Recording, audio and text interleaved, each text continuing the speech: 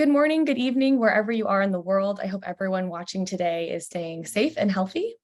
Welcome to the Voices of Sustainability virtual fireside chat series. I'm Julia Piper. I'm the Vice President of Public Affairs at GoodLeap, a financing company in the clean energy sector, that is. I'm speaking here today, though, in my capacity as a senior fellow with the Atlantic Council and selection committee member for the Zayed Sustainability Prize. I'm thrilled to be hosting this conversation and thrilled to be participating in the prize itself. The Zayed Sustainability Prize was established in 2008 as the United Arab Emirates Pioneering Global Award for recognizing organizations and global high schools for their sustainable, innovative, and humanitarian solutions. Today, the prize counts more than 14 years of global impact, with 370 million people around the world benefiting from its winners' solutions across the categories of health, food, energy, water, and global high schools. In today's episode, we'll delve into the topic of raising ambitions to reach net zero. But first, I'd like to introduce our guest speakers. We're delighted to have the 2023 Zayed Sustainability Prize finalists in the energy category to join us in this conversation. So I'm joined today by Eng.Heba Asa'd. She's the CEO of NeuroTech. Hello. Hi everyone. It's my pleasure to be here. Thank you for having me. Also, Thomas Rieger, CEO of Solarkiosk Solutions. Hello. Hi, Julia. Hi, everybody. My pleasure to be here. Also, Monique Ntumngia. She's founder of Green Girls Organization. Hi, Julia. Hi, everybody. It's my pleasure to be part of this event.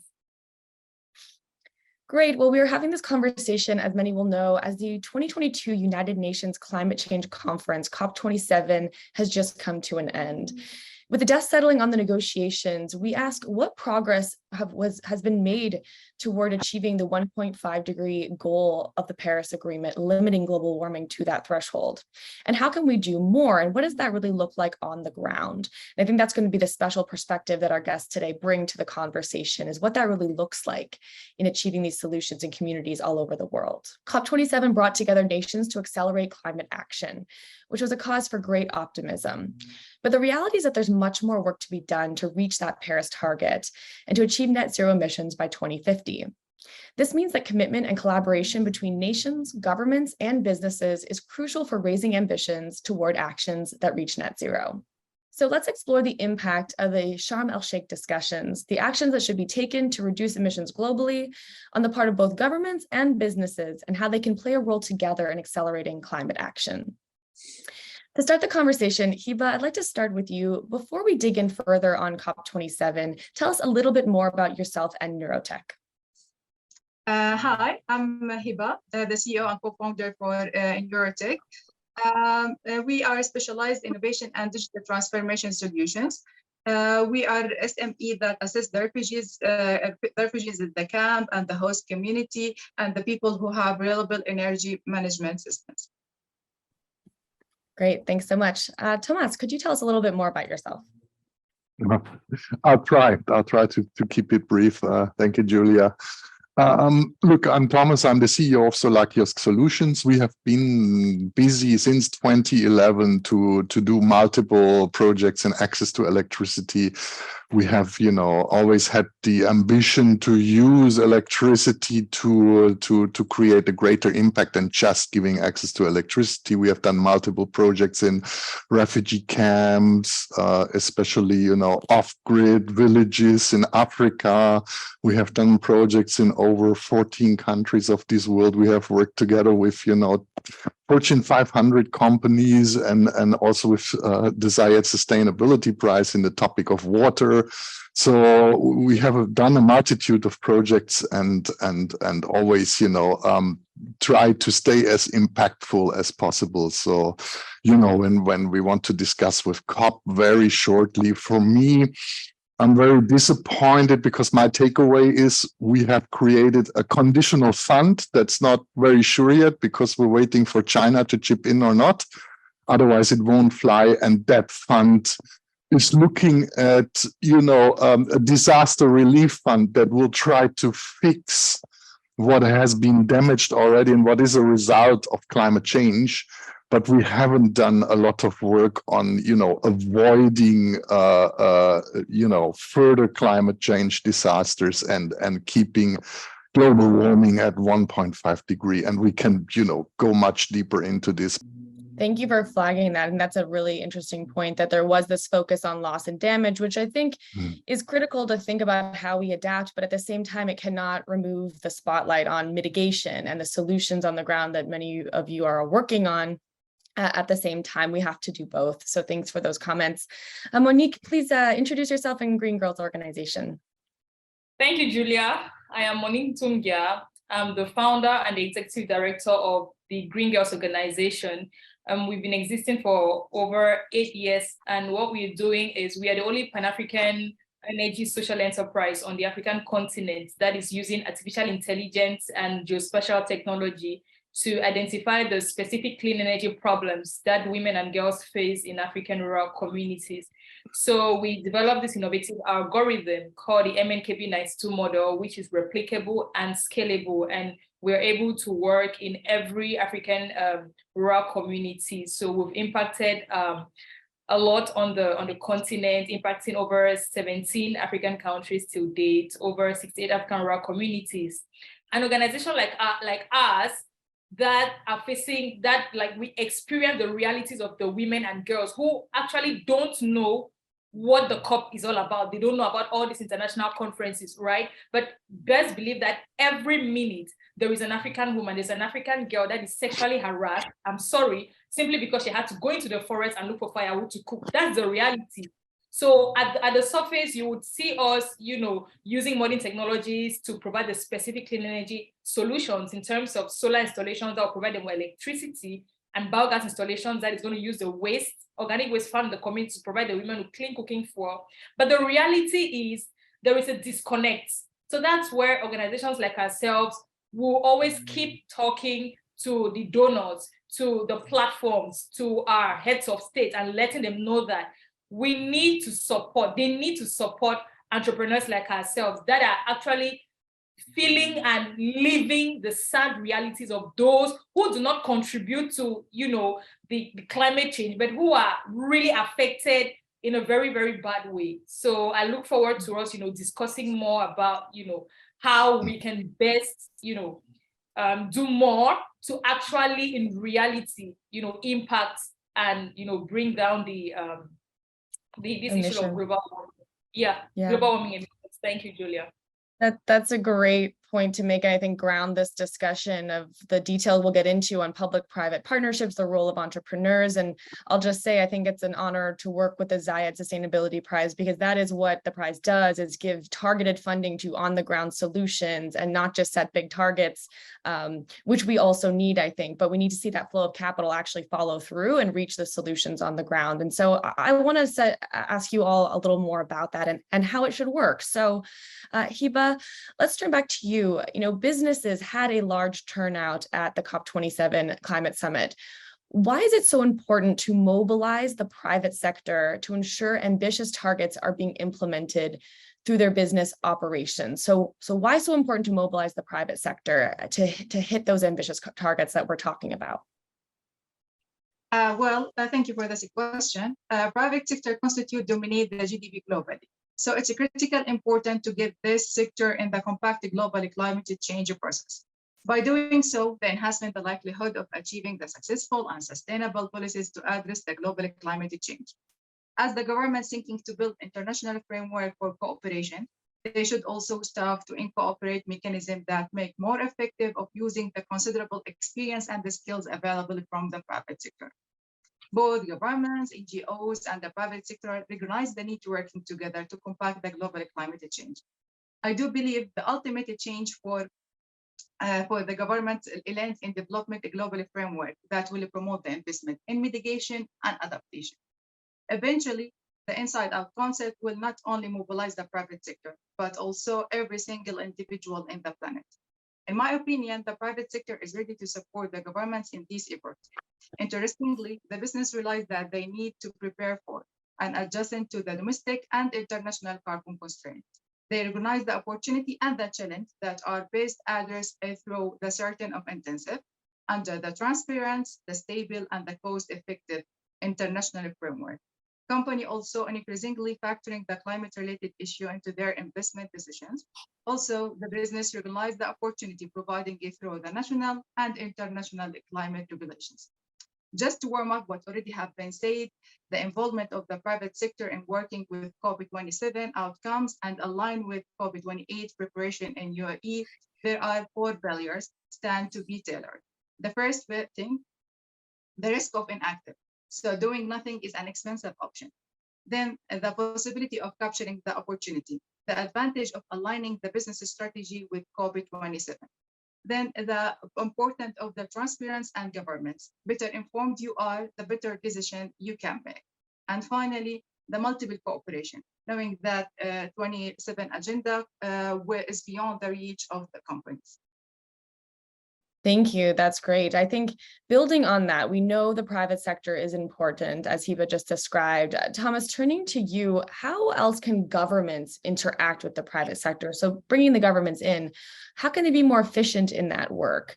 And not only just partnering with the private sector, but ensuring that I think justice and a just transition is at the core of how the government and the private sector works together. So how do you think about that question? It's a difficult question. There is private sector and there's private sector, right? And you're talking to, let me say, relatively small players in the private sector, right? That are impactful and that are looking, to change things, right? And there's other private sector companies. So, let's look at it a little bit more diversified. But let's just start from the top. We have unprecedented times. We have, even in my country, we have the Ukraine war. All the governments are scrambling out to get their fingers on gas and oil, to have energy and heating and everything, and also nations scramble for that to accelerate their economic developments, right? Take Germany for an example, right? We declared that we would get rid of nuclear and coal. And instead of that, we're scrambling and we're starting back up our coal-fire plants, to have enough heat for the winter. And it's cold outside. I can swear we need that. But is it the right thing to do? We look at investments in fossil fuels, and I've written that down. Between 2021, we are at the highest level since 2014. We have, let me quickly look that up. Provided $693 billion in fossil fuel support only in 21, and that's 16% up from 2020. So most investments today go into fossil fuels. We are talking about COP and we're talking about climate change and everything, but we have to realize, that 5.9 trillion US dollars have been invested in this in 2020. Situation is so dire that even IMF and everybody, is called for attention and calling for reforms. Antonio Guterres himself said in Sharm el-Sheikh, had we invested massively in renewable energies in the past, we would not be so dramatically at the mercy of instability of fossil fuel markets. Solar energy and batteries and all those technologies have drastically fallen. The price is affordable. We are on grid parity, and all of that creates jobs. Any investment in renewables creates 3 times more job than fossil fuels. So there is all those linkages, between what governments can do, what and frameworks can do to enable, investment into renewable energies, and we're still scrambling to get there. When we look at Africa alone, the investment in renewable energies fell by 9%. By 35%, by 35%, while worldwide the renewable energy sector had an increase of 9% of investments. And I'm talking about investments, but of course it's led by governments, right? And then trickles down into investments through DFIs and so on and so forth. But, $2.6 billion were only invested in wind, solar, geothermals, and renewable power generation projects in Africa, which is only 0.6% of worldwide investment in renewables. So, we're missing out here. The clean energy investment in Africa is at an alarmingly low level, and it comes down because it has been, peaking somewhere 2-3 years ago, and now it goes drastically down.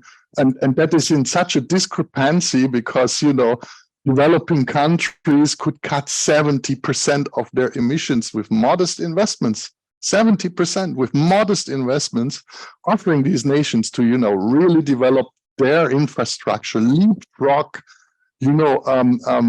mistakes and errors that we developed nations have been doing by centralized coal, heavy oil, heavy kind of energy infrastructure. So for me, it's clear that Africa has been per se left out of the energy transition, and all the companies here, especially Monique, working in Africa like we do, can sing you a song about this, how we are struggling to do little by little and pushing the agendas. Whereas, and it has been mentioned, the government is not there, right? The government is not supporting this strong enough because, time is running out. And I said it before, the biggest achievement in the COP was we have a climate disaster, fixing fund to repair damages that have been is a consequence of climate change. But do we really look at fixing the issue now and transition into renewable energy, power generated, economy, and so on and so forth? For me, 2% of the global investments in renewable energies in the last decade were made in Africa. Less than 3% of the renewable jobs are in Africa. And we have also, and I applaud Monique, we have always, looked at women and girls, empower, bring real change, especially to rural communities where there is so much in demand, and the people there, they're waiting for it, but they don't know about it. Let us take a hand and go out and do that, but it's difficult.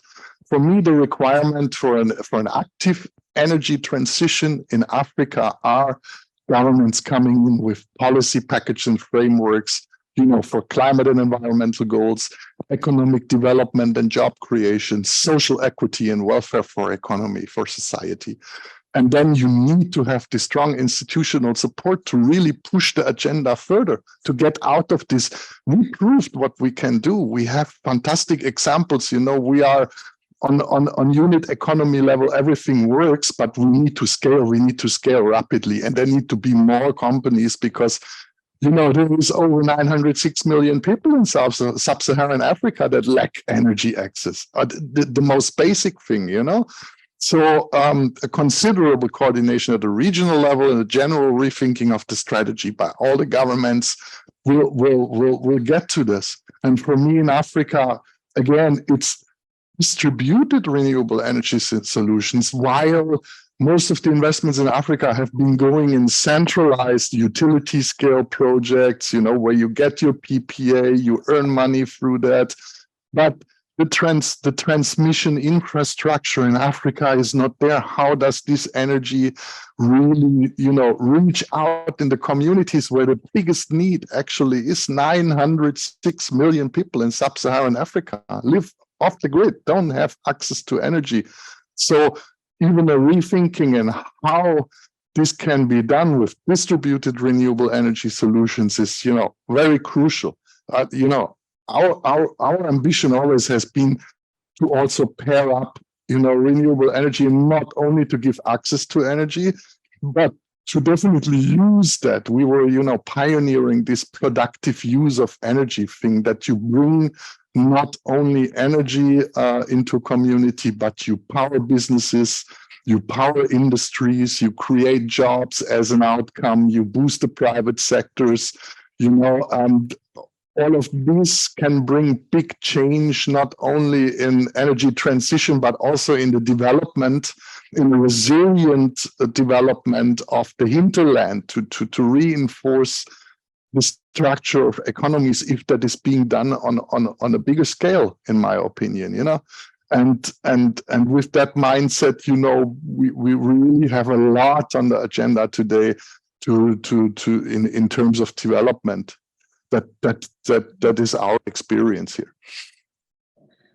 There's a lot I think we could pick apart in that, but really great points. And I think that reminds me too, just even the flow of capital from governments through development banks and making sure that those terms are fair and that the cost of capital is not too high, that organizations have to be saddled with debt or other, just making sure the system's actually flowing capital, not only in the first place, but that those terms are fair as well.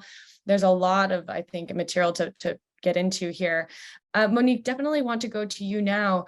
So as we've discussed, Africa, parts of Africa, are really being left behind in this clean energy transition. We know that many developing nations are also on the front lines of the impacts of climate change and lack the resources to effectively address these issues. But I'd like to ask you specifically in that context, how can small and medium-sized businesses and nonprofit organizations step in to support sustainable economic development and build climate resilience? We're talking about the private sector, but as Thomas pointed out, there are different players within that sector. So when you think about those SMBs and nonprofits, what role can they play? Thank you very much for that question, Julia. I am one person who am a very unconventional kind of entrepreneur on the continent. And I believe in the fact that it's us, the Africans, that are the solutions to solve the problems that we face. That's the first thing we need to know. And I am not one person to always talk with the statistics and the data, because you can find that on Google.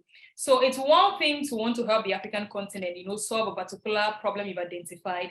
And it's another thing to actually solve the specific problem and not fall into this trap of dictating solutions. So let us all be clear.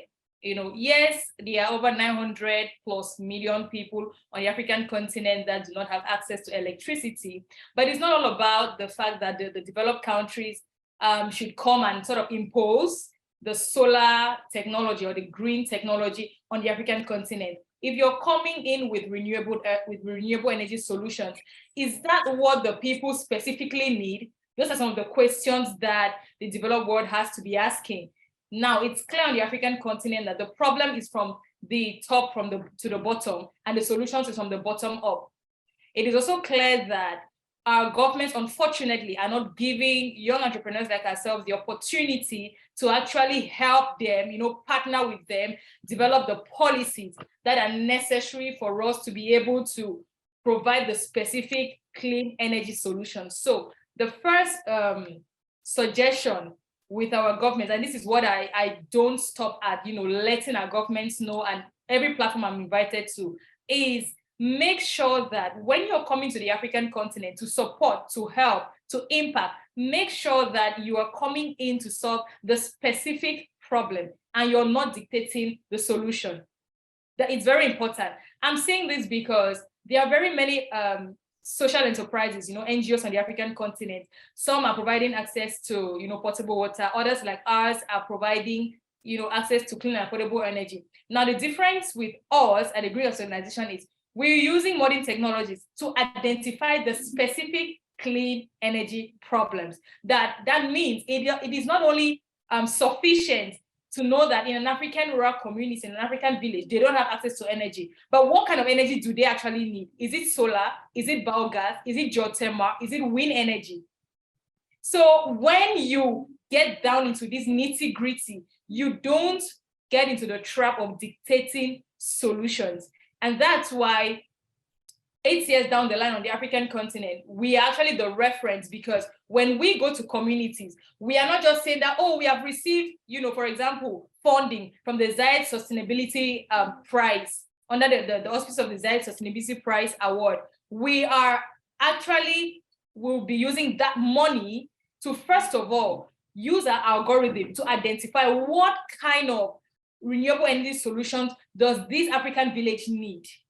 If it is solar, then we make sure that we are carrying out solar installations that will provide the people, the women and the girls, with access to electricity. Then you have girls who are going to school. Then you power businesses. Then you train these women on how you equip them what we call green skills, because we also have these green women empowerment programs. Then after that, you're doing your post-evaluation. You're taking down your statistics, you're observing, you're evaluating. And it's all of this data that we now take back to our governments and let them know that, oh, you know what? Prior to us getting into the community, it was dark. But when we came in, we saw that, oh, they did not actually need biogas, they actually needed solar installation that will provide them more electricity. And these are the number of girls that are getting to go into school. And these are the number of businesses we're able to power. And these are the number of women we are able to equip them with green skills. Because personally, I'm sick and tired of, Africa being like the kid that they always feel sorry for. Oh no, they don't have lights, let's go and give them electricity. But be asking yourself, there are various solutions when it comes to providing access to energy. So we shouldn't only be focusing on solar or only on biogas or geothermal or wind. We should make sure that the modern technologies that are coming up, like AI and blockchain and the rest, we're making sure that we are adapting it, because Africa has systems in place. We just need to adapt and work with existing systems so that you're solving the specific clean energy, problems in this particular context. So just to round up, what we have always been preaching at the Greenest Organization for over 8 years is give us a seat at the table, listen to us. This is what we have been doing. This is what is working. This is what we need so we can do more and impact more. This is not what is working, because it doesn't suffice for foreign help to come in for them to actually solve the problem. It is when this foreign aid is coming in, are they just coming in because they have access to money and they just want to do good for the sake of doing good and fall on the bandwagon of we also as supporting to cut down emissions? Or when they are coming in, they actually are providing the specific sustainable solutions. So that's my take. Governments, give us a seat at the table, listen to us, know what is working, and know that organizations like ourselves are not only using the financial aid to impose sustainable solutions, but we are providing the specific sustainable solutions in terms of providing access to clean and affordable energy. Thank you. Yeah, doing a better job of actually leveraging the local knowledge and expertise that exists. And in your case, for many years, you've worked with these communities, and it sounds like there's a disconnect between using that and bringing it to these larger forums where people are moving money around and making bigger decisions. We need to connect the dots there. Thank you very much. So as a final question, before we round this out, I want to focus specifically on a bit of a technology question. You're all in the business of extending clean energy solutions to vulnerable communities and communities that do not have access to electricity. I'm curious what you view the role of distributed energy specifically in that context. I know that Thomas briefly touched on it. Just quickly to each of you, how do you think about the role of distributed versus centralized systems, and how's that factored into the work that you do? Eng.Heba, do you have thoughts on that? Yeah, sure. Climate action has often fallen into one of the two strategies: mitigation effort to lower or remove the greenhouse gas emissions from the atmosphere, and adaptation effort to adjust the systems and the society to withstand the impact of the climate change. From here, distribution energy systems are one of the core elements in the front line in the climate change action plan, where in NeuroTech perspective and the refugees CAF have a special correlation in the cycle form distribution. Distribution energy resources with management reduce the stress on the funding agencies. Then the funding agencies are now paying less money for better impact on the life quality measure.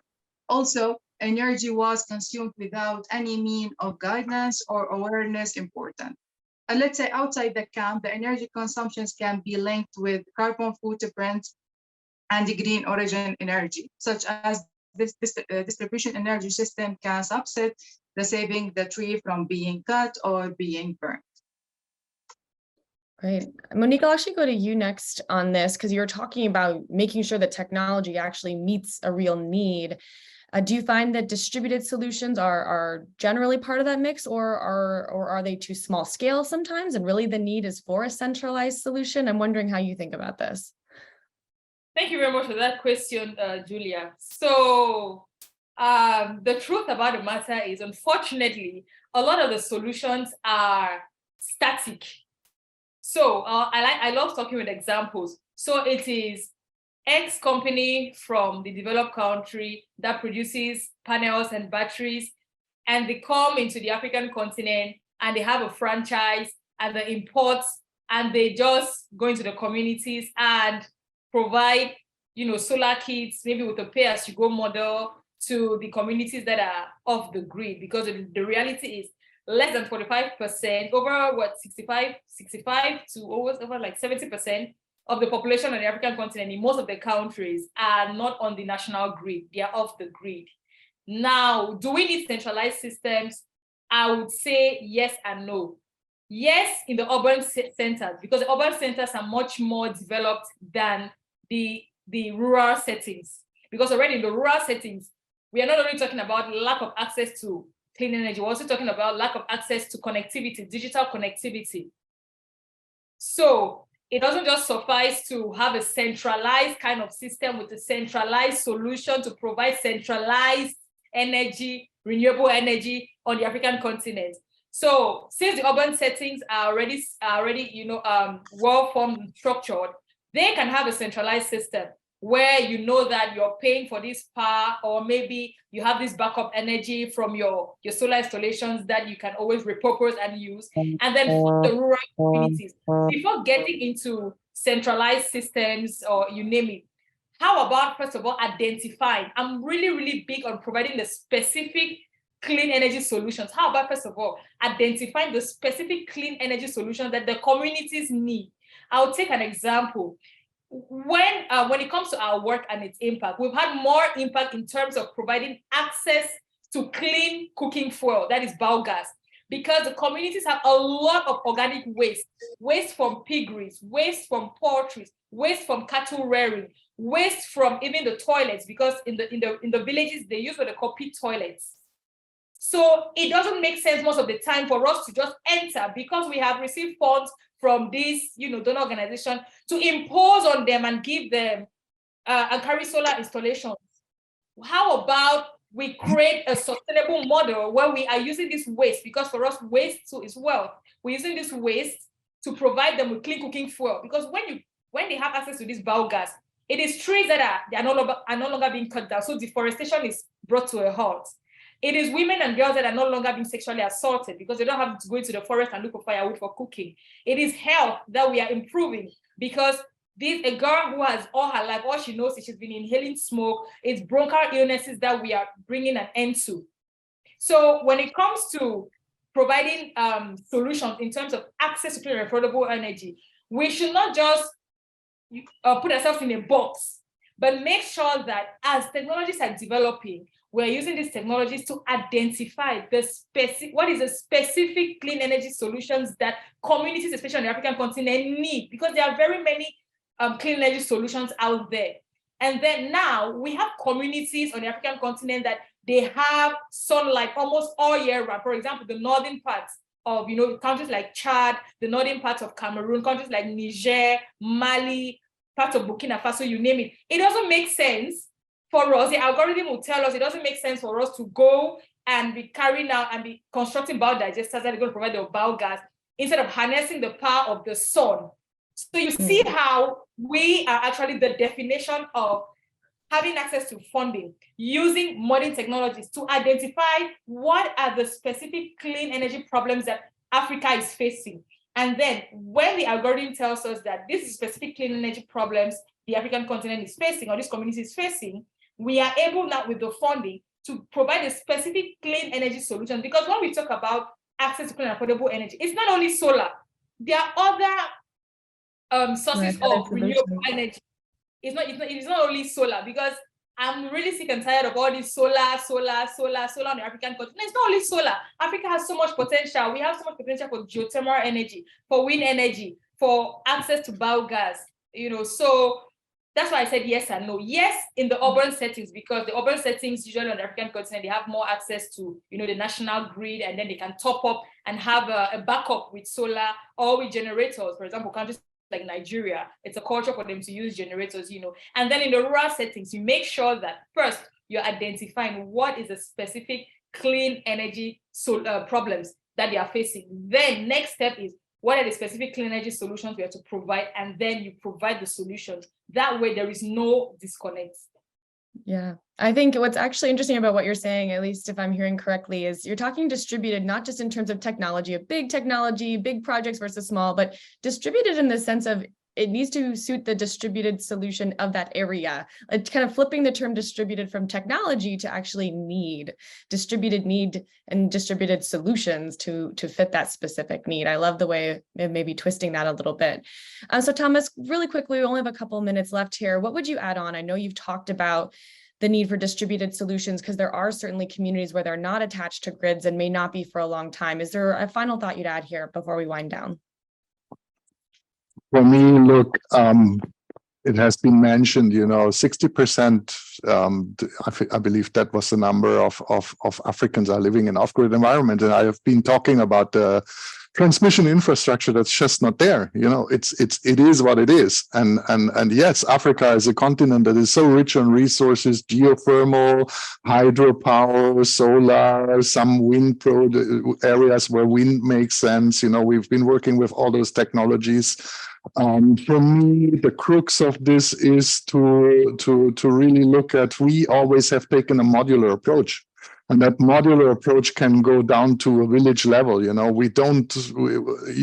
also you need to look at the cost perspective of it all. You can form, decentralized mini grids with, solutions where we have been on the forefront of inventing new technologies to interconnect small solar home systems to form a decentralized mesh grid network that can be installed. So we always think, is it decentralized? We love decentralized already on looking at each village on its own. Forget about the transmission infrastructure that is too expensive in establishing it and maintaining it, and then on the village level, look at it, is a centralized solution needed or is a decentralized solution needed? There is no one answer for it.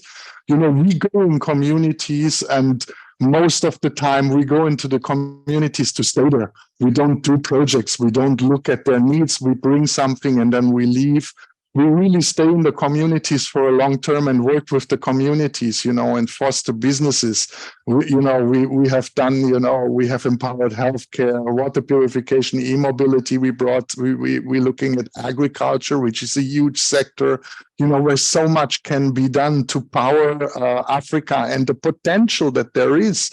60% of all arable land is in Africa. Why does Africa import so much food at this stage?